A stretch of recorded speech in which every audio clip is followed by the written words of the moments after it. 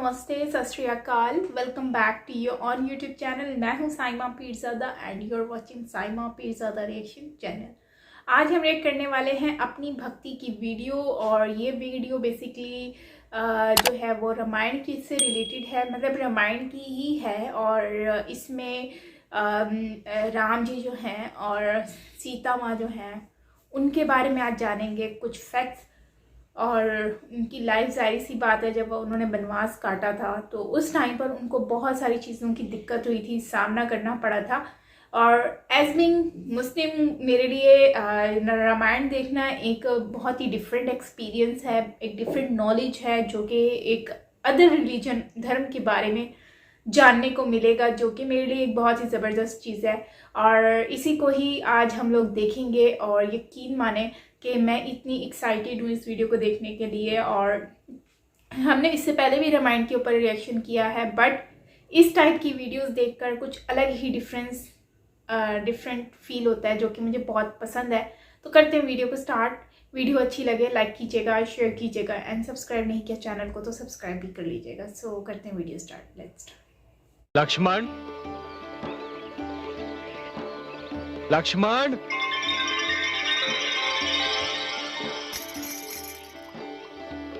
अनुज,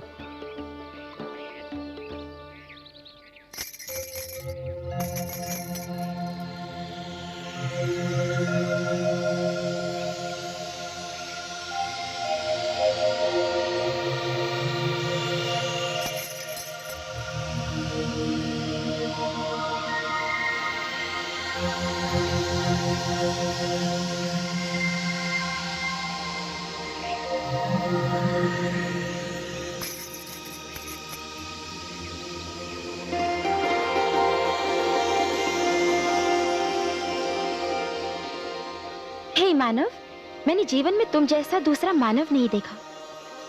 अवश्य ही मानवों में तुम श्रेष्ठ हो। कौन हो तुम? देवी, मैं दशरथ पुत्र राम हूँ। राम? जितना सुंदर रूप है उतना ही सुंदर नाम। आपका परिचय देवी? जिस प्रकार तुम मानवों में श्रेष्ठ हो, उसी प्रकार मैं राक्षसों में श्रेष्ठ हूँ। मैं अजय योद्धा लंका नरेश रावण की बहन शूर्पणखा राक्षसी हूँ। राक्षसी? पर आपने तो मानवी वेश बना रखा है। तुम्हारे लिए राम, केवल तुम्हारे लिए। मैं समझा नहीं देवी। जिस क्षण से मैंने तुम्हें देखा है, उसी क्षण से मैं तुम पर मोहित हो गई हूँ। तुम सूर्य की वंदना कर रहे थे और मैं तुम्हारी आराधना कर रही थी। मैं तुम्हारे समक्ष विवाह का प्रस्ताव लेकर आई हूँ। प्रशंसा के लिए धन्यवाद देवी, किंतु वो कुटिया देख रही हैं आप? हाँ, देख रही हूँ। उस कुटिया में एक सुंदर नारी है, और वो सुंदर नारी मेरी धर्म पत्नी है। मैं विवाहित हूँ देवी। तो क्या हुआ, हम राक्षसों में भी कितने ही विवाह कर सकते हैं, और मैं जानती हूँ कि तुम मानवों में भी यही परंपरा है। किंतु मैंने एक पत्नी व्रत लिया है देवी। मेरे तन, मन, जीवन और आत्मा पर मेरी पत्नी का संपूर्ण अधिकार है, और उसके रहते और किसी नारी के विषय में मैं सोच भी नहीं सकता।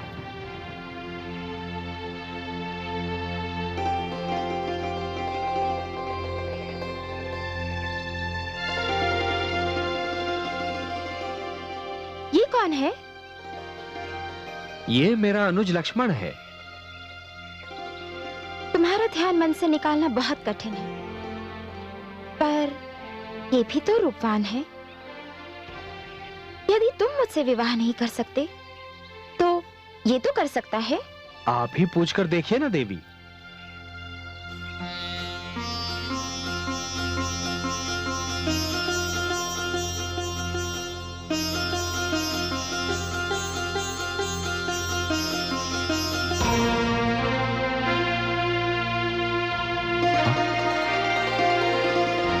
आप कौन है देवी?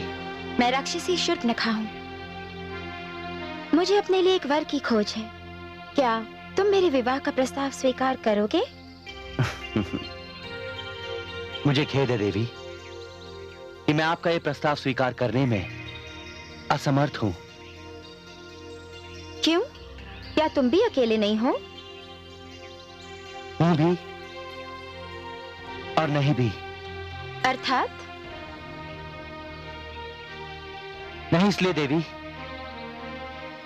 कि मेरी एक धर्म पत्नी है, और हूं इसलिए कि इस समय वो मेरे साथ नहीं है।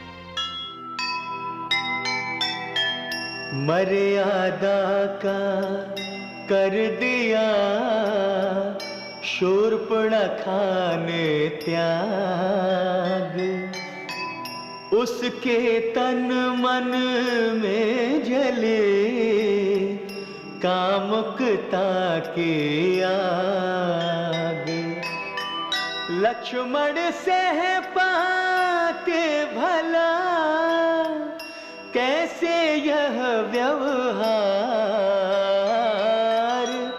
लज्जा है सबसे बड़ा नारी का श्रृंगार, नारी का श्रृंगार।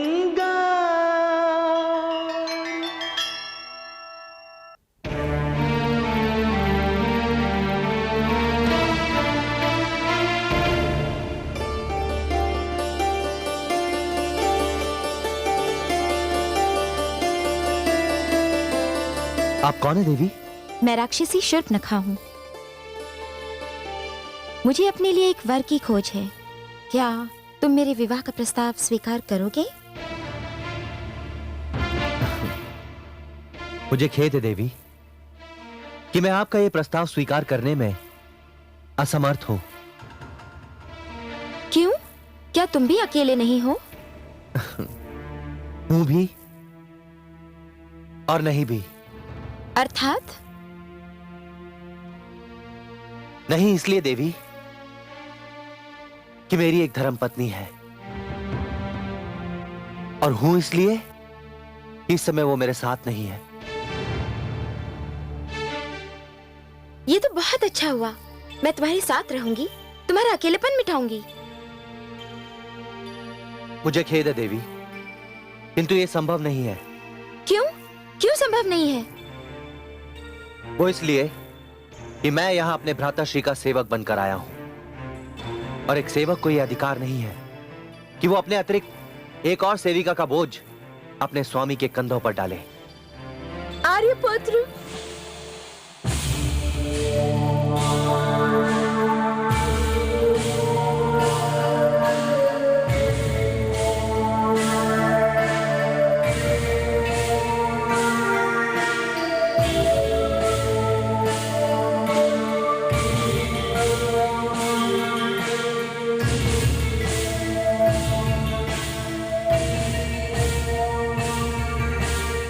मैं तो समझी थी कि इसकी पत्नी कोई साधारण नारी होगी, परंतु ये तो अत्यंत सुंदर मानवी है। अब समझी इसने मेरी विवाह का प्रस्ताव स्वीकार क्यों नहीं किया। भला ऐसी रूपवती को छोड़कर कोई पुरुष किसी दूसरी नारी की ओर क्यों देखेगा? पहले मैं इसे कुर्ब किए देती हूँ, फिर इसे मेरा प्रस्ताव मानना ही पड़ेगा।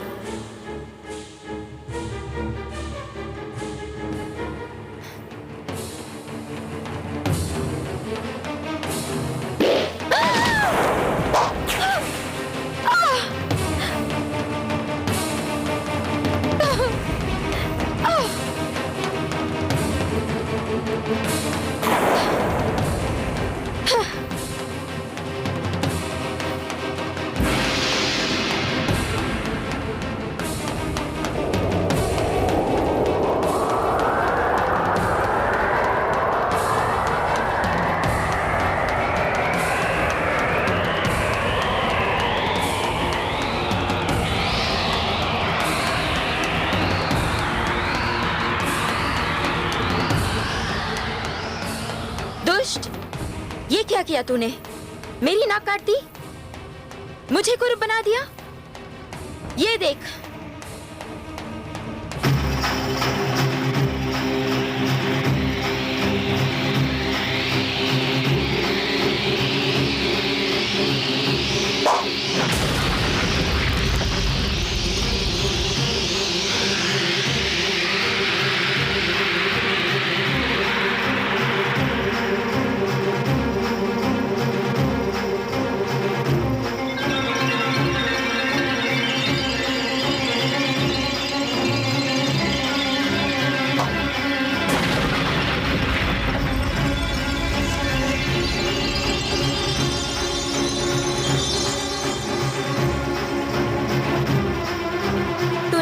राक्षसों के क्रोध को निमंत्रण दिया है।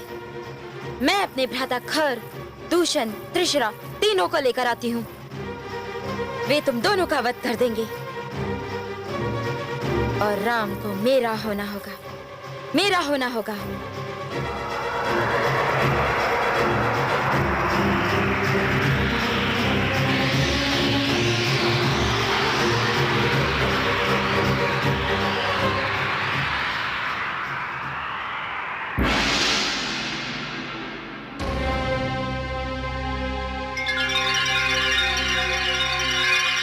अब ये दुष्टा अपने भाइयों को लेकर आएगी। हम पर आक्रमण होगा अनुज। लक्ष्मण, तुम सीता को लेकर किसी कंदरा में छुप जाओ। मैं नहीं चाहता कि जनक नंदिनी रक्तपात देखे। भ्राताश्री, आप भाभीश्री को अपने साथ ले जाइए। इन राक्षसों को तो मैं देख लूंगा। नहीं अनुज, ये मेरी मर्यादा के विरुद्ध है। तुम जाओ। किंतु भ्राताश्री, ये मेरा आदेश है अनुज। जो आज्ञा भ्राताश्री।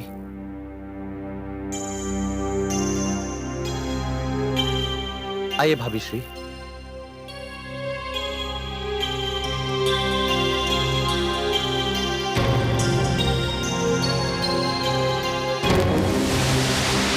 मुझे तो यह सोचकर भी लज्जा आती है कि मेरी बहन शूर्पणखा ने अपने पति के रूप में चुना भी तो किसे, एक तुच्छ मानव को। सहमत हूं मैं तुमसे। भ्राता रावण जब सुनेंगे कि शूर्पणखा ने पति के रूप में एक मानव को चुना है, तो उनके क्रोध की कोई सीमा नहीं होगी। मैं तो कहता हूँ कि शूर्पणखा ने मानव को चुनकर हम राक्षसों की नाक काट दी है। भ्राता खर, भ्राता त्रिशरा, भ्राता दूषण। बहन शूर्पणखा, भ्राता खर, ये क्या हुआ? तुम्हारी यह दुर्दशा किसने की? नाक काट दी। उसने मेरी नाक काट दी। किसने? उसने जिसने हमारे राक्षस भाइयों को मारा था? नहीं, उसने नहीं, उसने नहीं, उसके अनुज लक्ष्मण ने। लक्ष्मण? हाँ, लक्ष्मण ने, जिसने हमारे राक्षसों को मारा। उसका नाम तो राम है। उसकी एक पत्नी भी है। हम तीनों उनका वध कर तुम्हारा प्रतिशोध लेंगे बहन शूर्पणखा। नहीं नहीं, तीनों नहीं। राम मेरा प्रेम है। तुम बस चलकर उसके अनुज और स्त्री का वध कर दो। राम मेरा हो जाएगा। उसे तनिक भी क्षति ना पहुंचाना। चलो भ्राता खर, चलो चलो। ठहरो, मैं भी तुम्हारे साथ चलूंगी। राम को तनिक भी क्षति न पहुंचने दूंगी। चलो।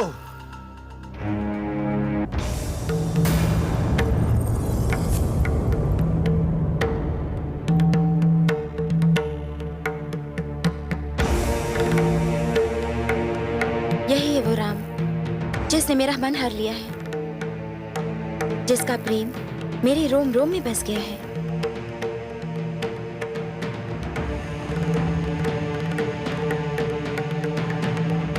बहन शूर्पणखा, मैं तुम्हारे चुनाव की प्रशंसा किए बगैर नहीं रह सकता। मैं भी अपने विचार बदलने पे विवश हो चुका हूं। सत्य ही मानव में श्रेष्ठ है। नहीं राम, हम यहाँ किसी प्रकार का कोई युद्ध करने नहीं आए हैं। बस तुम अपना अनुज और अपनी पत्नी हमें दे दो। हम उनका वध कर देंगे और तनिक भी तुम्हें क्षति नहीं पहुंचाएंगे। फिर तुम हमारी बहन शूर्पणखा से विवाह रचा लेना। समस्या यह है कि तुम मानव नहीं हो, राक्षस हो। मानव संस्कारों से पूर्ण रूप से अनभिज्ञ।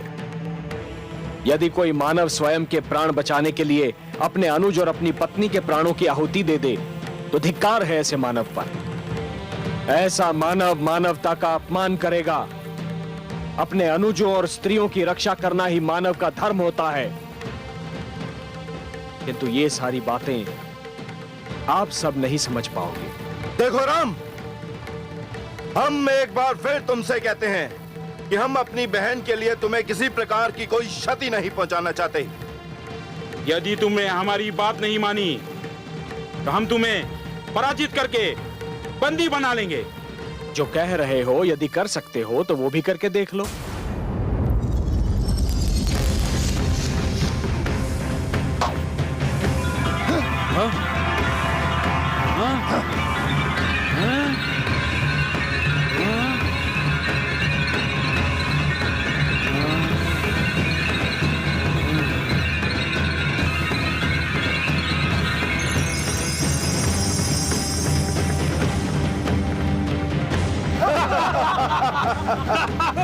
आगे बढ़ो और बंदी बना लो इसे। रास्ता घर और दूसरे को इससे निपटने दो। मैं चलकर देखता हूँ इसका अनुज और पत्नी कहाँ है।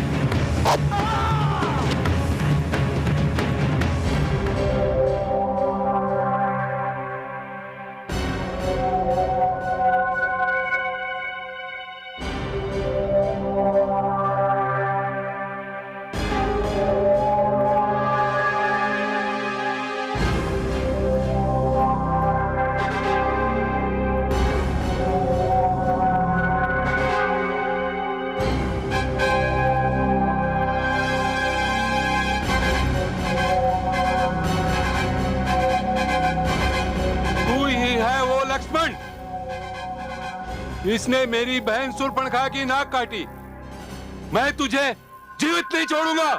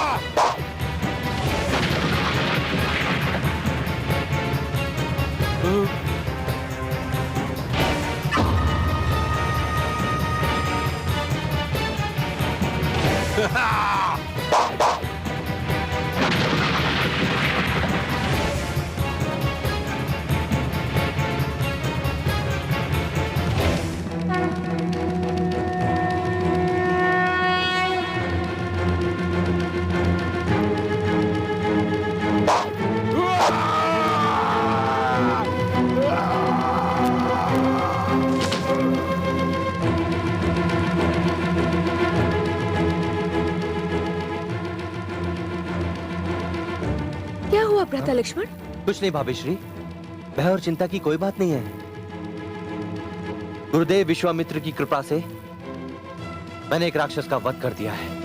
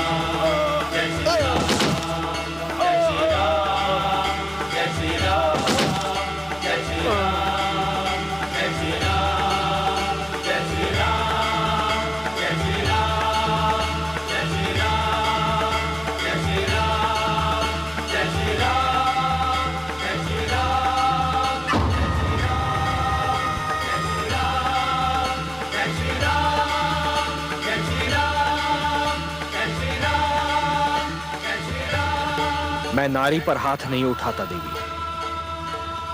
ये मेरी मर्यादा के विरुद्ध है, मेरी विवशता है। और मेरी विवशता ये है कि मैं तुम्हारी प्रेम बंदिनी हूँ। तुम्हें क्षति पहुंचते मैं देख भी नहीं सकती, किंतु तुम्हें इतना बता दूं कि अब तक मेरा भाई त्रिशरा तुम्हारे अनुज और तुम्हारी पत्नी को हम दोनों के बीच से हटा चुका होगा। और अब तुम्हारे समक्ष मुझे अपनाने के अतिरिक्त कोई राह नहीं रह जाएगी। देवी, मैं आपसे ये कहने आया हूं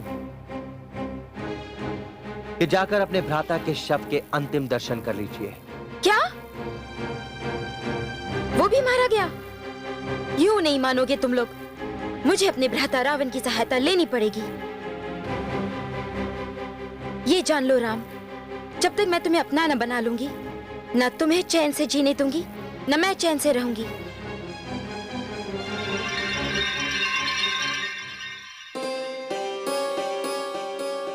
जानकी, भोजन अभी ठंडा नहीं हुआ होगा। आइए आइए भविष्य।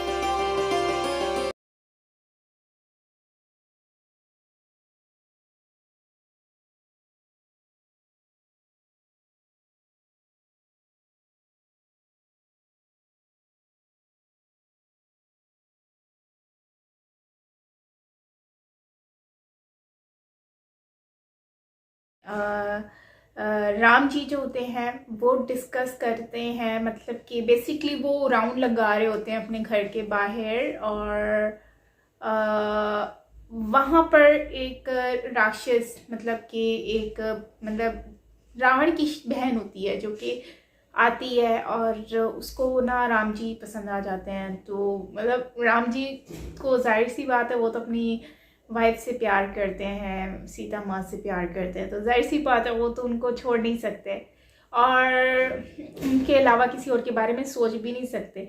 लेकिन शायद उस राक्षस जो थी ना उसको पता नहीं था, और उन्होंने क्या किया कि वो गई और उन्होंने प्रपोजल दिया, लाइक मुझसे शादी कर लो, मुझे आप पसंद हो। लेकिन अब जाहिर सी बात है वो जितनी भी खूबसूरत बनकर है राम जी को तो वो नहीं पटा सकती ना, क्योंकि राम जी तो मतलब सीता माँ के है ना। तो खैर उसके साथ जो हुआ वो बहुत ही बुरा हुआ, मतलब कि उसने जो है वो सीता और राम जी को राम जी ने मना कर दिया। लेकिन मुझे एक बात समझ नहीं आई कि फिर वो राम जी से अगर प्यार करती थी तो फिर वो लक्ष्मण के पास क्यों गई? मतलब लक्ष्मण के ऊपर फिर डोरे डालना शुरू हो गई कि लक्ष्मण को मैं पटा लेती हूँ, लक्ष्मण भी खूबसूरत है। तो यार जब प्यार होता है तो ये कैसा प्यार है कि एक ने रिजेक्ट कर दिया तो उसके भाई की तरफ भाग जाओ, ऐसा तो नहीं होता ना। ये तो एक अजीब सी सिचुएशन हो गई, मतलब ये है कि बस उसका जिस पे भी दिल आया उसको ही पसंद कर लिया, ऐसा तो नहीं होता ना। एनीवेज वो लक्ष्मण के पास गई तो लक्ष्मण भी जाहिर सी बात है वो पहले से ही मैरिड है, उन्होंने जो है वो अपने धर्म को रखा। और इसमें हमें एक सीख मिलती है बेसिकली कि कोई भी चीज़ होती है ना, हम जो होते हैं वो हमें अपने रिश्तों के साथ मुखलिस रहना चाहिए और अपने रिश्तों के साथ सिंसियर होना चाहिए। हम जितना भी दूर हों, लेकिन हमें अपने उन लोगों को भूलना नहीं चाहिए, उनसे बेवफाई करना बिल्कुल भी नहीं चाहिए जो हमारे से दूर हैं लेकिन हमारे लिए जी रहे हैं। लक्ष्मण ने भी कुछ इस तरह का ही किया, और ये हमारी ज़िंदगी में अगर हम देखें तो अपनी आज की लाइफ में हम लोग बहुत गहराई असर डालता है। अगर इस तरह की चीज़ को हम इम्पेक्ट करें तो कभी हमारे रिलेशन ख़राब ना हो अगर हम इस तरह की चीज़ें सोचें। दूसरा, राम जी से सीखा हमने कि राम जी जो है वो कभी भी इंसान जो है ना अपनी एक ही पत्नी को प्यार करे और वो उसके साथ इतना मुखलिस हो कि उसको किसी दूसरे की ज़रूरत ना पड़े, उसको देखे भी ना, ठीक है ना। तो ये दोनों की तरफ से होता है, हस्बैंड भी एंड वाइफ की तरफ से भी। खैर ये अपनी लाइफ में हम सीख सकते हैं इस तरह का कुछ। और तीसरा सॉरी, और ना इसमें फिर क्या होता है कि वो राक्षस जो है वो लक्ष्मण की भी मना करने के बाद अब वो सोचती है कि मैं क्या करूं, और उसकी मतलब सीता माँ को देखने के बाद तो वो जेलस हो जाती है कि वो इतनी खूबसूरत है, मतलब मैं जितनी भी खूबसूरत बन के आऊँ लेकिन मेरे से ज़्यादा तो वही खूबसूरत है, और राम तो तब तक नहीं देखेगा। मतलब मेन फसाद ही वो थी जिसने ये सारी लंका और रावण वाला सीन करवाया। अगर शायद वो ना होती तो शायद वो रावण वाला कुछ ऐसा होता ही नहीं कॉन्सेप्ट, है ना, क्योंकि वो फिर नाक उसका कट जाता है, लक्ष्मण काट देता है क्योंकि वो सीता माँ पे हमला करने की कोशिश करती है, लेकिन उसमें नाकाम होने की वजह से फिर वो नाक कट जाता है उसका, तो फिर वो जाती है रावण को बुला के लाती है, पूरे सबको ले आती है, लेकिन होती एंड में राम जी की ही जो कामयाबी है, क्योंकि जाहिर सी बात है सच्चाई हमेशा जीतती है। इसमें यह भी हमने सीखा कि सच्चाई हमेशा जीतती है, हम बुराई कभी भी नहीं जीतती, बुराई एक दिन हार ज़रूर जाती है और बुराई मतलब जीत ही नहीं सकती ना, अच्छाई हमेशा जीतती है। भले वो अब 2 थे लेकिन देखो वो लोग जीत गए, और यही बड़ी बात है कि वो लोग जीत गए। तो खैर फ्रेंड्स, आपका क्या कहना है इस वीडियो के बारे में, आपने ज़रूर शेयर करना है मुझसे कमेंट सेक्शन में। बाकी ओवरऑल अच्छा वीडियो था, ओरिजिनल वीडियो का लिंक आपको डिस्क्रिप्शन में मिल जाएगा। और बस यही कहूँगी कि आप लोगों से ढेर सारा प्यार चाहिए और इसी तरह से सपोर्ट करते रहें, प्यार दें और अपने दुआ में याद रखिएगा। Bye bye.